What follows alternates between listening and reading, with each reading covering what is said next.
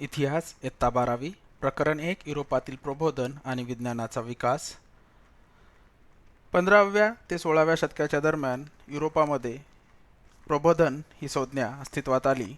बुद्धीला पटेल तेच मान्य करावे हा विचार लोकांना समजला. या वैचारिक जागृतीला जे आहे प्रबोधन असे म्हणतात.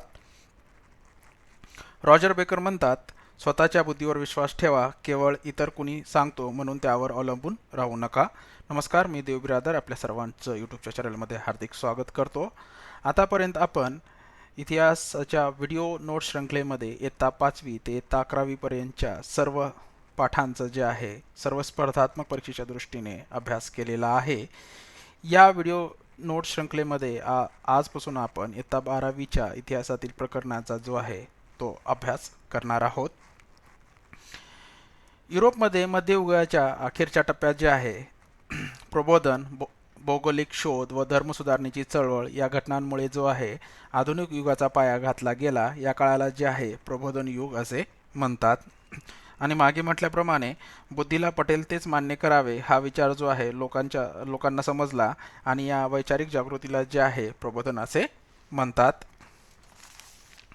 या काळात जे आहे कला, स्थापत्य, तत्वज्ञान इत्यादी क्षेत्रामध्ये प्राचीन ग्रीक व रोमन परंपराचे पुनर्जीवन घडून आले.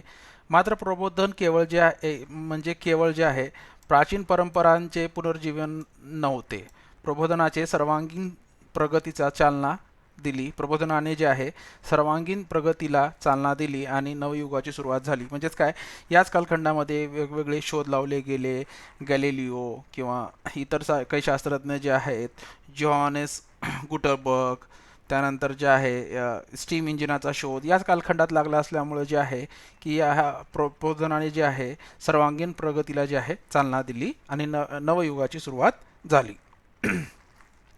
युरोपातील धर्मयुद्धे, क्रुसेडर्स आणि त्याचे दूरगामी परिणाम.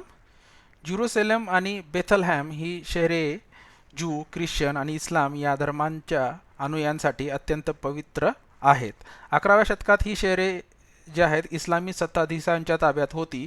ही शहरे परत जे आहे मिळवण्यासाठी ख्रिश्चन धर्माच्या अनुयायांनी जे आहे वेळोवेळी केलेल्या लढायांना जे आहे धर्मयुद्धे म्हणजेच काय क्रुसेडर्स असे म्हणतात. आता या धर्मयुद्धांना पाठिंबा या घटकाचा आपण आता अभ्यास करूया. मध्ययुगात जे आहे धर्मयुद्धाच्या कल्पनेने युरोपमधील सामान्य जनता भारावून गेलेली होती. म्हणजे तिथेच फक्त नाही आहे तर ज्या संपूर्ण जगामध्ये जे आहे मध्ययुगाच्या कालखंडाच्या अगोदर जे आहे सर्व जगांमध्ये जे आहे या धर्मयुद्ध झालेली आहेत. आणि विशेषतः हे जे आहे मध्ययुगात जे आहे धर्मयुद्धाच्या कल्पनेने युरोपमधील सामान्य जनता जे आहे भारावून गेलेली होती. या काळातील ख्रिस्ती धर्माचे प्रमुख धर्मगुरू पोप यांनी जे लोक धर्मयुद्धामध्ये सामील होतील त्यांना जे आहे पाप क्षालनासंदर्भात विशेष सवलती जाहीर केल्या.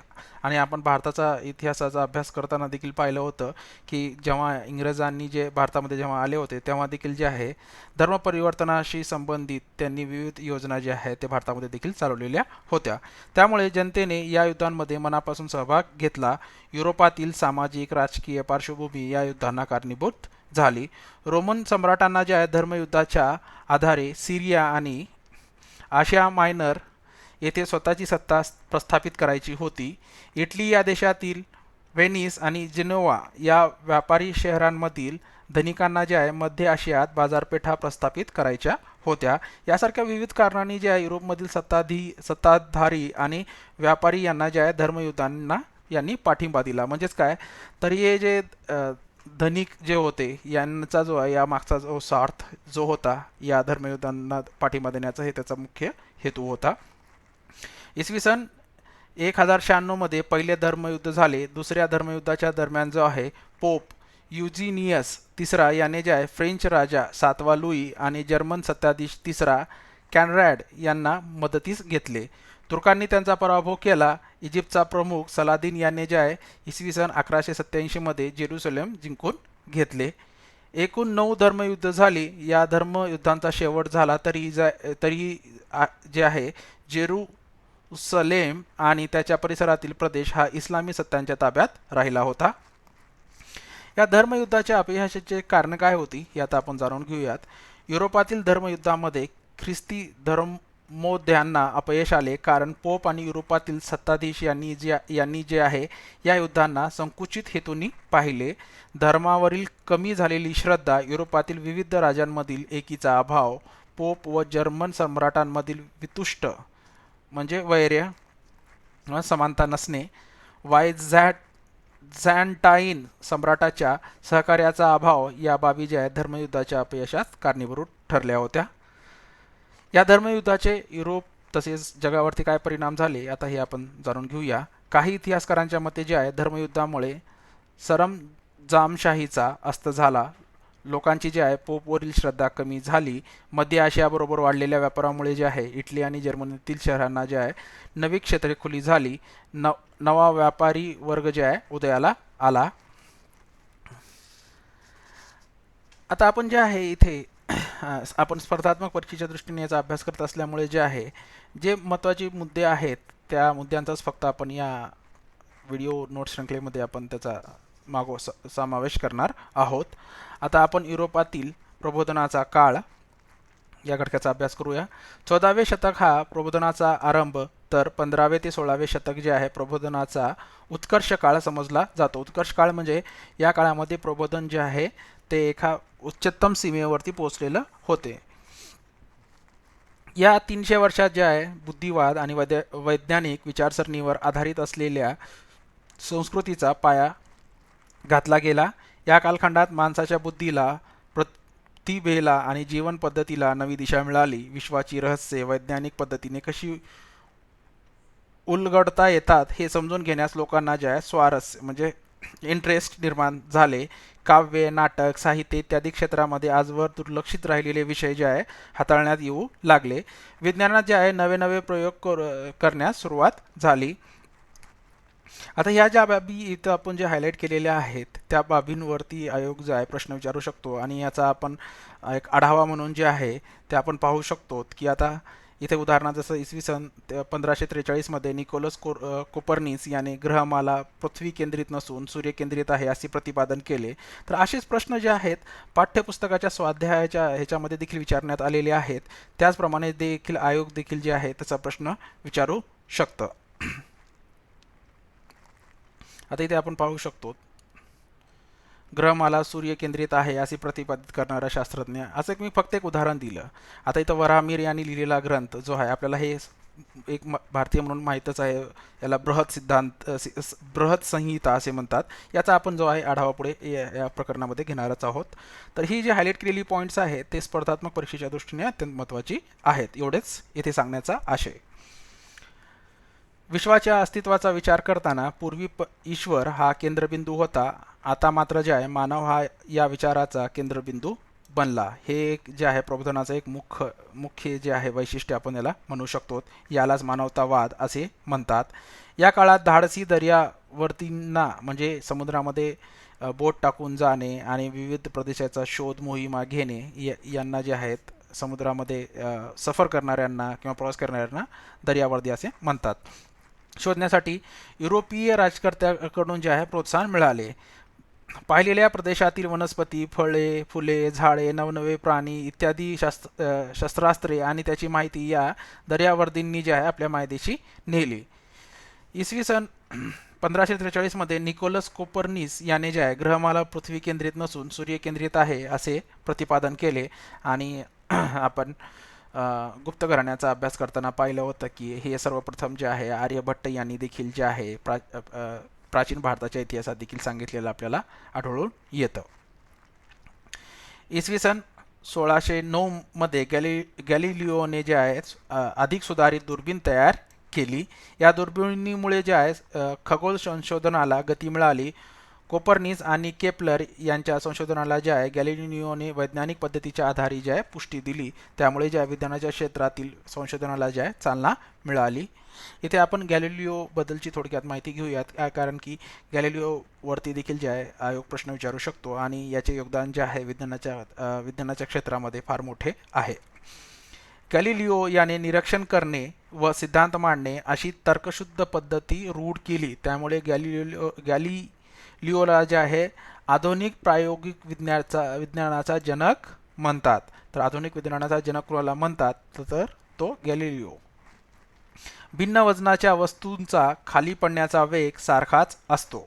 या सिद्धांताची सत्यता गॅलिलिओने जे आहे पिसाच्या झुकत्या मनोऱ्यात प्रयोग करून पटवून दिली. यामुळे जे आहे जड वस्तू हलक्या वस्तूच्या मानाने अधिक लवकर खाली पडेल असे जे आहे अरिस्टॉटलचे मत जे आहे त्याचे मत खोडले गेले. म्हणजेच काय, वस्तू वजन कमी असो किंवा जास्त असो त्यांचा खाली पडण्याचा जो आहे वेळ सारखाच असतो.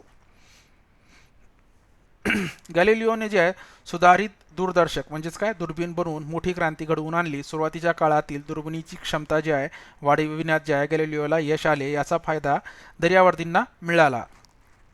म्हणजेच काय ते प्रवास करत असताना दूरवरचा प्रदेश किंवा समुद्रकिनारा कुठेपर्यंत आहे हे जे आहे ते दुर्बिणीमधून पाहू शकायचे. समुद्रातील दूरवरच्या छोट्या मोठ्या भूमी शोधणे त्यांना सोपे जाऊ लागले. दुर्बिणीच्या साहाय्याने जे आहे त्यांनी गुरु या ग्रहाचे 4 मोठे व तेजस्वी उपग्रह शोधले.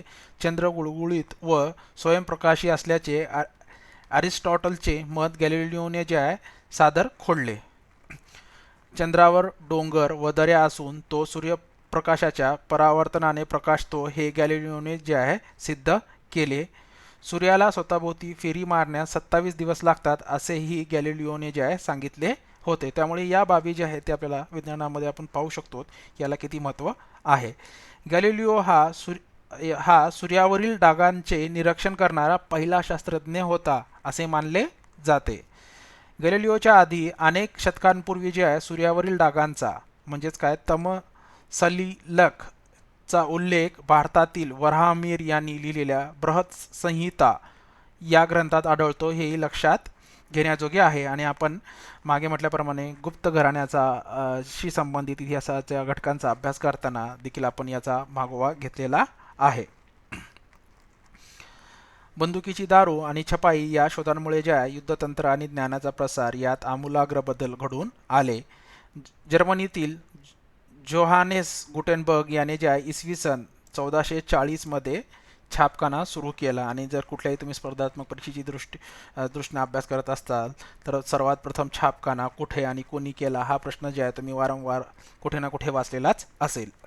इसवी सन 1451 मध्ये इटलीत पहिला छापखाना सुरू झाला. छपाईचा शोध जगाला प्रबोधन काळात मिळालेली जी आहे सर्वोच्च देणगी होय. त्यामुळे ज्या विविध प्रकारची माहिती आणि ज्ञान जे आहे सर्वसामान्य माणसापर्यंत पोहोचणे शक्य झाले. 18व्या शतकात युरोपातील सुरुवातीची आधुनिक विद्यापीठे देखील जे आहेत स्थापन झाली. युरोपातील विद्यापीठांच्या अभ्यासक्रमात जे आहे होमरची इलियड आणि ओडिसी ही महाकाव्ये, ग्रीक नाटके, ख्यातनाम वक्त्यांची भाषणे, ललित साहित्य, चित्र, शिल्पकला, नीतिशास्त्र, राज्यशास्त्र आणि इतिहास इत्यादी विषयांचा समावेश झाला. या विषयांच्या अभ्यासामुळे जे आहे लोक स्वतंत्रपणे विचार करू लागले. कॅथॉलिक चर्च प्रबोधनपूर्व कालखंडात जे आहे चर्च ही धार्मिकच नव्हे तर लोकांच्या व्यक्तिगत जीवनाचे नियंत्रण करणारी संस्था होती. चर्चमधील धर्मगुरूंनी चर्चेच्या नावाने आज्ञापत्रे काढून सामान्य लोकांची आर्थिक पिळवणूक सुरू केली होती. तसेच स्वतंत्र विचार करण्यास किंवा मांडण्यास देखील जे आहे त्या काळात समाजामध्ये बंदी घातली गेली होती. बायबल या पवित्र ग्रंथावर चर्चेच्या परंपरेपेक्षा भिन्न भाष्य करणाऱ्याला जे आहे मृत्यूदंडाची शिक्षा दिली जात असे.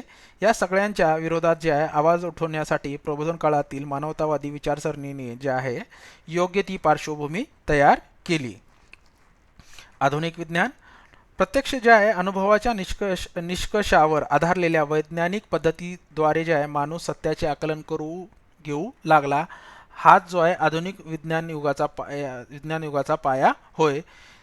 गणित, विज्ञान व कला याच्या ज्या शिक्षणाला या काळात महत्त्व जे आहे प्राप्त झाले. आधुनिक युगाच्या प्रारंभी निसर्ग वैज्ञानिक होऊन गेले. उदाहरणार्थ लिओनार्दो द विंची यांच्याशी संबंधित हा इथे यांचं नाव आलं असल्यामुळे यांच्याबद्दल मी सांगतो की तुम्ही जगातील एकदम प्रसिद्ध म्हणजे अप्रतिम चित्र काढण्यासाठी हे प्रसिद्ध होते. यांनी जे आहे मोनालिसा हे अप्रतिम चित्र जे आहे यांनीच काढलं होतं.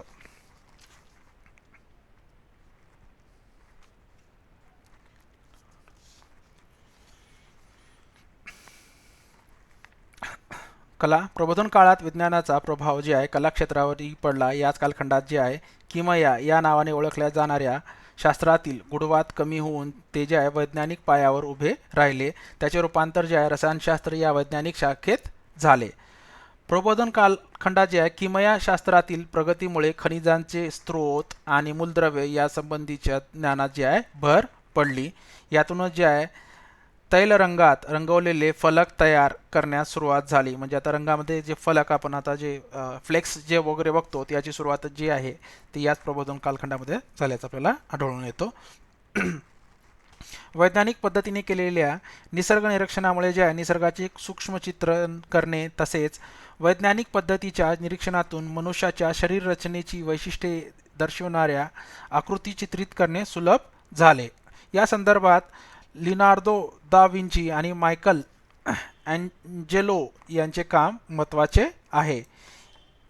ही बाब जी आहे स्पर्धात्मक परीक्षेच्या दृष्टीने देखील जी आहे महत्त्वाची आहे.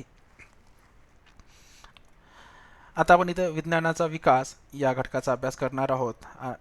जे आहे विज्ञानातील संशोधनासाठी जे आहे युरोपात काही संस्थाही स्थापन करण्यात आल्या. इंग्लंड फ्रान्समध्ये शास्त्रज्ञांचे लेख प्रकाशित करणारी नियतकालिके चालवणे आणि पत्रव्यवहार शंका समाधान वैचारिक देवाणघेवाण यासाठी या संस्था ज्या आहे काम करत.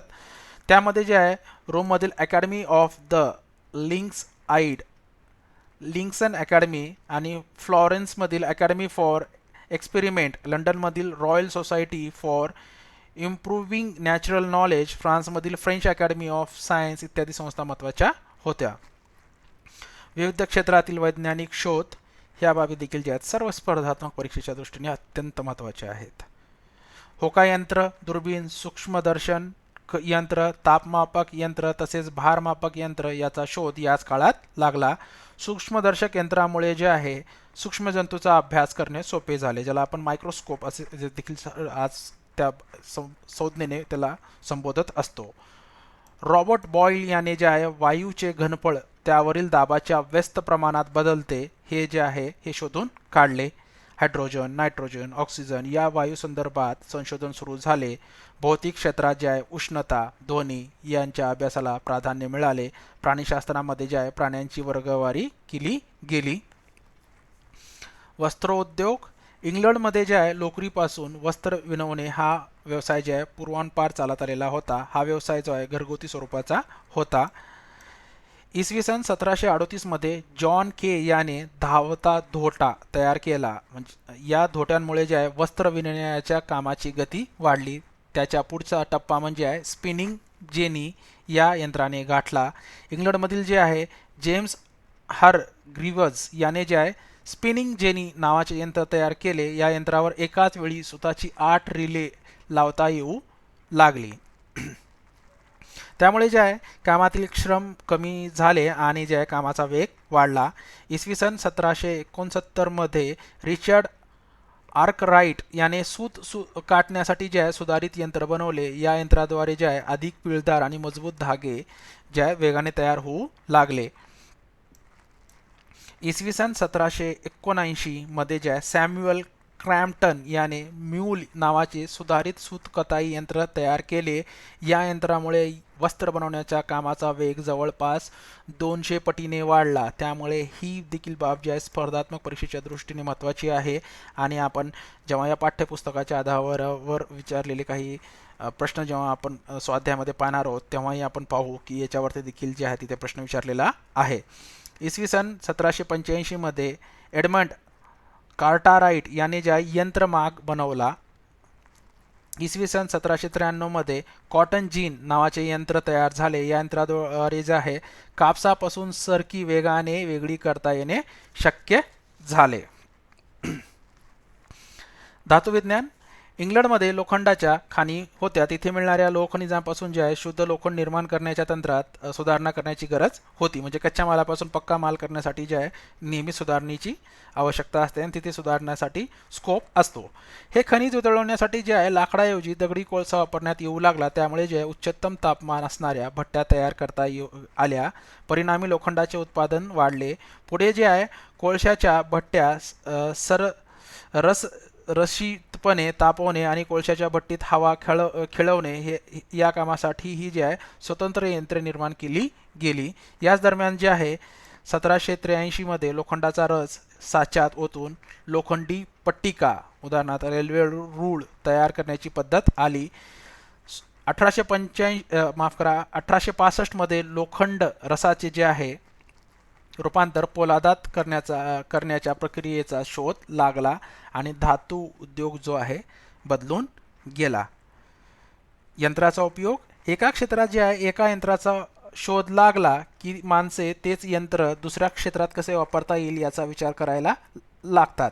जसं की उदाहरणार्थ समजा की आता तुम्ही माइंड मॅप्स काढायला जर शिकलात, समजा तुम्ही इतिहासाचे माइंड मॅप्स काढायला जर शिकलात तर तुम्ही तीच टेक्नॉलॉजी किंवा तेच कन्सेप्ट जे आहे त्या आधारे जे आहे तुम्ही इतर विषयाचे माइंड मॅप्स देखील काढू शकतात. हेच जे विचार आहेत त्या प्रबोधन काळामध्ये देखील जे आहे असा एका क्षेत्रामध्ये लागलेल्या शोधाचा वापर दुसऱ्या क्षेत्रात कसा करता येईल किंवा त्याच्याशी संबंधित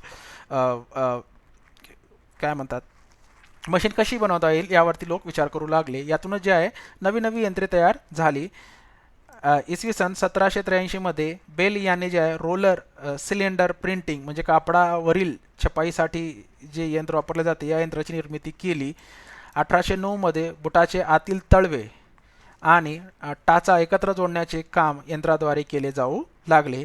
कपडे शिवण्यासाठी शिलाई यंत्र आली आणि हे पण तुम्ही एक कुठल्याही पाठ्यपुस्तकामध्ये पाहिलंच असेल की बाष्पीभवनावर चालणारे स्टीम इंजिन कोणी तयार केले, तर जेम्स वॅटने जे आहे बाष्पी शक्तीवर चालणारे स्टीम इंजिन तयार केले. हे इंजिन सुरुवातीला जे आहे खाणीतून कोळसा व कच्चे लोखंड बाहेर आणण्यासाठी वापरले जात असे. पुढे ते जे आहे वस्त्रोद्योगातही वापरले जाऊ लागले. बाष्पशक्तीवर चालणारा नांगर, कापणी यंत्र, गवत कापणारी यंत्रे तयार करण्यात आली. यामुळे जे आहे शेतीची कामे जलद गतीने होऊ लागली. अमेरिकेत जे आहे रॉबर्ट फुलटन याने जे आहे क्लेअरमॉन्ट हे बोट बाष्पशक्तीवर चालवली. म्हणजे बाष्पशक्तीवर चालवणारी पहिली बोट कुणी चालवली तर जे आहे रॉबर्ट फुलटन. बाष्पशक्तीच्या मदतीने जमिनीवरून जे आहे वाहतूक करण्याचा पहिला प्रयोग जॉर्ज स्टीफन्सन यांनी केला.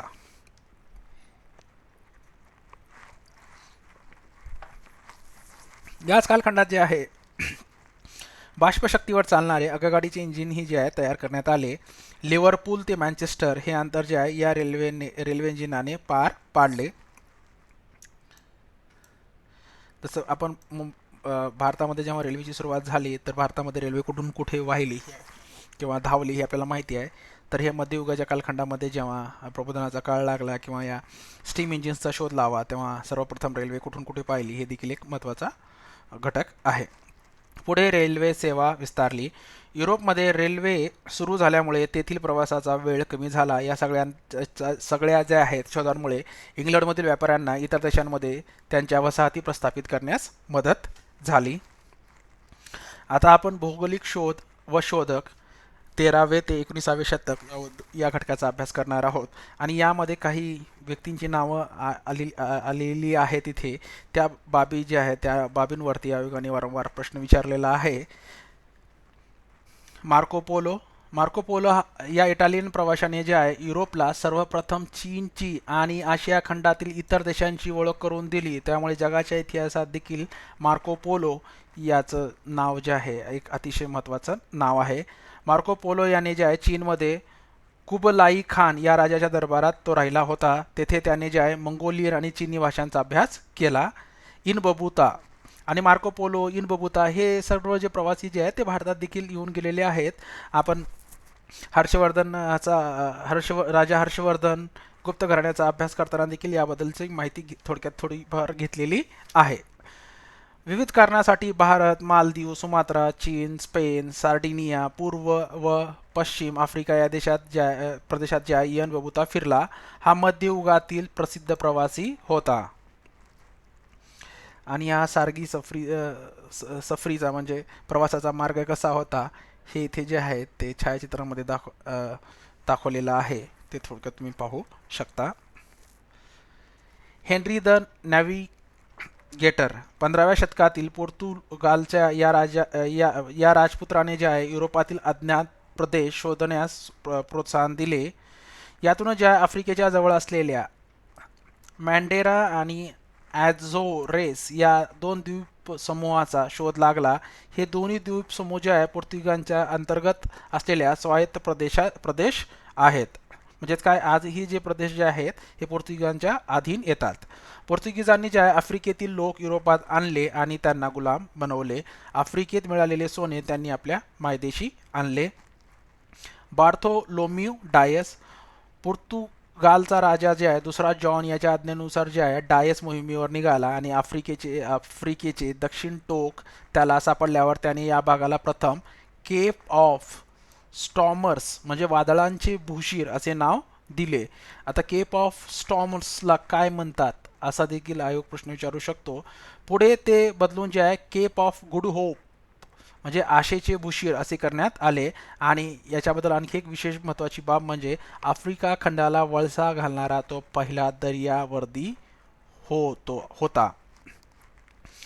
ख्रिस्तोफर कोलंबस 1453 मध्ये तुर्कांनी जे आहे इस्तंबूल, ज्याला जे आहे कॉन्स्टॅन्टिनोपल म्हटले देखील जायचे, जिंकल्यामुळे युरोपीय लोकांना जे आहे आशियात येण्याचा पर्यायी मार्ग जे आहे शोधणे आवश्यक झाले. म्हणजेच काय, आशियाकडून युरोपकडे जाण्याचा खुसकीचा मार्ग जो आहे कॉन्स्टॅन्टिनोपल म्हणजेच आताची इस्तंबूल या शहरातून जात होता. आणि तुर्कांनी हे जिंकल्यामुळे जे आहे याच्याशी संबंधित जे आहे पर्यायी मार्ग शोधणे आवश्यक झाले होते. स्पेनचा राजा जे आहे फर्दिनांद आणि राणी इसाबेल यांच्या पाठिंब्याने जे आहे कोलंबस भारताच्या शोधात निघाला. पृथ्वी गोल असल्याने पश्चिम दिशेने प्रवास केल्यास भारत सापडेल अशी खात्री त्याला होती, परंतु प्रत्यक्षात तो जो आहे अमेरिका खंडाजवळ पोहोचला. अमेरिगो वेस्पुसी इटली येथील अमेरिगो यांनी जे आहे स्पेनच्या वतीने पहिली शोध मोहीम इसवी सन 1497 मध्ये काढली असे समजले जाते. त्याच्या तिसऱ्या मोहिमेत जो प्रदेश त्याने शोधला त्याला जे आहे व्हेनेझुएला असे नाव दिले आणि हे देखील जे आहे सद्यस्थितीमध्ये एक देश म्हणून हे ओळखले जाते. त्याने अमेझॉन नदीच्या मुखाचा प्रदेश शोधला. त्याच्या नावावरूनच जे आहे अमेरिका नावाचे खंडाचे नाव पडले असे मानले जाते. म्हणजे काय, अमेरिगो याच्या नावावरूनच जे आहे अमेरिका खंडाचे नाव पडले असे आज मानले जाते. वास्को द गामा 1497 मध्ये 4 जहाजे आणि 170 खलाशी घेऊन वास्को द गामा हा पोर्तुगीज दर्यावर्ती जो आहे भारताकडे निघाला. आफ्रिकेच्या प्रवासात मालिंदी या बंदराच्या भागातील एका भारतीय वाटाड्याबरोबर वास्को द गामा कालिकत म्हणजे कोझिकोडे या बंदरात 19 सन 1498 साली पोहोचला. त्याने जे आहे कालिकतचा राजा झॅमेरिन, हे एक बाब देखील जे आहे स्पर्धात्मक परीक्षेच्या दृष्टीने महत्त्वाची आहे कारण की याच्यावरती प्रश्न विचारलेला आहे. झॅमेरिन याच्याकडून व्यापाराची परवानगी मागितली. म्हणजेच काय, भारतामध्ये सर्वात प्रथम बाहेरून युरोपातून आलेले परकीय व्यक्ती कोण म्हणजे तर पोर्तुगीज, आणि त्यातील हाच जो आहे वास्को दी गामा याने जे आहे भारताशी व्यापार करण्याची सर्वप्रथम परवानगी जी आहे भारतातील कालिकतचा राजा झॅमेरिन याच्याकडे मागितली. परवानगी मिळाल्यानंतर तो पोर्तुगालला गेला. तो पुन्हा दोनदा भारतात आला. गोवा आणि कोची येथे पोर्तुगीजांचे राज्य स्थापन झाल्यानंतर जो आहे तो पहिला व्हॉइसरॉय झाला. म्हणजे युरोपातून भारतात आलेल्या विदेशी सत्तांचा पहिला व्हॉइसरॉय देखील म्हणून जर कोणाला संबोधले जात असेल तर तो हाच होय, वास्को दी गामा. युरोपीय देश आणि भारत यांच्यातील व्यापारी संबंध त्याच्या प्रयत्नातून सुरू झाले. आफ्रिकेत जे आहे युरोपीय वसाहती वाढल्या कारण या खंडात जे आहे हिरे, सोने, तांबे यांच्या खाणी, सुपीक भूमी, लाकूड व अन्य वन्य संपत्ती या गोष्टींची मोठ्या प्रमाणावर जे उपलब्धता होती. पुढे जे आहे पोर्तुगीजांनी आफ्रिकेतून स्थानिक लोकांना पकडून नेऊन गुलाम म्हणून विकण्याचा व्यापार सुरू केला. स्वस्तात उपलब्ध असणारे श्रम ही युरोपीय राष्ट्रांची महत्त्वाची गरज होती. त्यामुळे जे आहे गुलामांचा व्यापार जे आहे ते आपण मध्ययुगात वाढल्याचा आपल्याला पाहता येतं. फर्डिनंड मॅगेलन हा पृथ्वी प्रदक्षिणेला निघालेला पहिला प्रवासी म्हणून ज्ञात आहे. याबद्दल ही एक विशेष बाब आहे. स्पेनचा राजा पहिला चार्ल्स याने ही मोहीम आखली होती. मोहीम सुरू असताना जे आहे मॅगेलियन फिलिपाईन्स येथे मारला गेला, मात्र त्याच्या सहकाऱ्यांनी जे आहे पृथ्वी प्रदक्षिणेची मोहीम पूर्ण केली. सॅम्युअल डी शॅम्पेलेन फ्रान्समध्ये जन्मलेल्या या शॅम्पेलेनने जे आहे याने उत्तर अमेरिकेत शोध मोहिमा काढल्या, तेथे फ्रेंच वसाहती स्थापन केल्या. त्याने कॅनडातील क्यूबेक शहराची स्थापना केली. ॲबल जॉन्सवा टायसन याचा जन्म जे आहे हॉलंडमध्ये झाला. हॉलंड देखील जे आहे युरोपमध्ये येतं. नवीन नवीन प्रदेशांचा शोध घेण्याच्या वसाहतवादी स्पर्धेत त्याने जे आहे न्यूझीलंड या प्रदेशाचा शोध लावला. 1664 मध्ये त्यांनी न्यू गिनी बेटांच्या किनाऱ्यांचे सर्वेक्षण करून ईशान्य ऑस्ट्रेलियातील क्वीन्सलँड मधील कारपेंटारिया या प्रदेशाचा देखील त्यांनी जे आहे तो शोध लावला. कॅप्टन जेम्स कुक, आणि या जेम्स कुकच्या नावानं देखील आपण एक मोठी एक प्रवासी कंपनी आहे जशाशी संबंधित, म्हणजे ते तुम्ही कोरिलेट करू शकता थॉमस कुक. न्यूझीलंड आणि ऑस्ट्रेलिया या प्रदेशावर इंग्लंडच्या शाही नौदलातील जेम्स कुक याने इंग्लंडचा झेंडा फडकवला. त्याने पॅसिफिक महासागरातल्या बेटांची पाहणी केली आणि अचूक नकाशे तयार केले.